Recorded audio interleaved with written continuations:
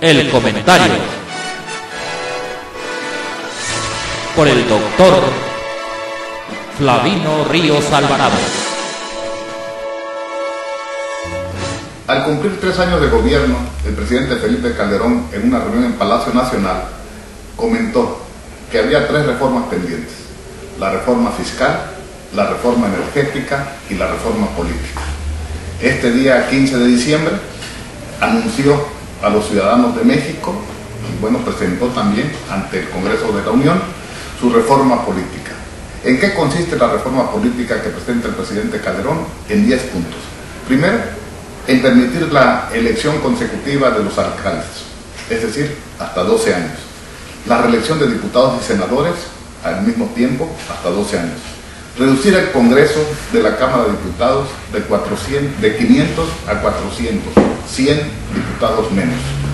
Pero obviamente tendrá que haber una redistribución. ¿Por qué? Porque él propone que sean 240 diputados uninominales y 160 plurinominales. ¿Esto qué significa? Actualmente existen 300 distritos, se eligen 300 diputados por mayoría y 200 de representación proporcional. Disminuyen 60 los diputados por mayoría, se redistrita el país nuevamente y va a haber únicamente 240 distritos electorales. Nada más en el caso de los plurinominales únicamente se reduce a 40.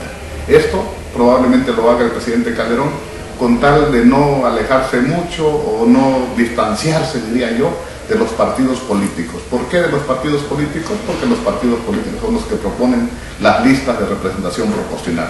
Si actualmente hay 200 diputados, bueno, cuando se apruebe esta reforma, únicamente va a haber 160. Los senadores de la República. Anteriormente había 2 senadores por cada entidad federativa. ¿Por qué?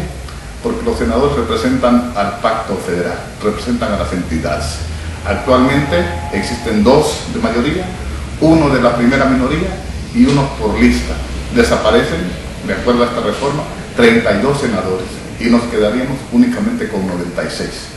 Con la novedad que presentó el presidente Calderón de que 2 se elegirían por mayoría y el otro también lo elegiría el ciudadano.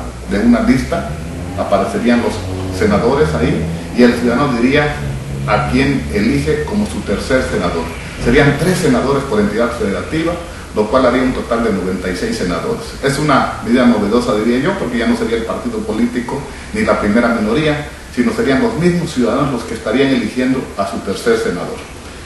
También propone que en lugar del 2% que actualmente se tiene para que un partido político pueda mantener su registro o pueda solicitar su registro, se requiere el 4% del voto mínimo, es decir, muy elevado, diría yo.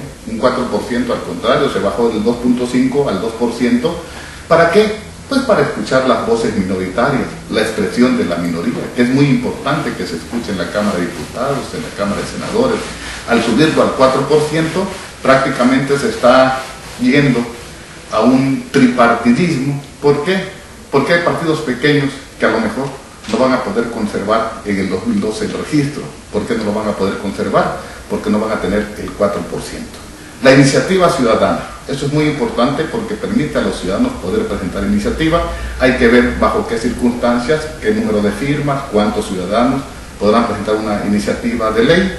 Y bueno, las candidaturas independientes también va pegado, diría yo, va junto. Candidaturas independientes a los 3 niveles de gobierno, para presidente municipal, para gobernador del estado, para presidente de la república. Esto es muy importante. Hay que recordar que en el 2006, ¿sí? En el 2006, Jorge Castañeda, que fue secretario de Relaciones Exteriores con Fox, ¿sí?, presentó su candidatura independiente y la Suprema Corte de Justicia determinó que no era válida. ¿Por qué? Porque no se permite en nuestra Constitución, únicamente el ciudadano puede ser candidato vía un partido político. Si no es mediante un partido político, no puede ser candidato. El comentario por el doctor Flavino Ríos Alvarado.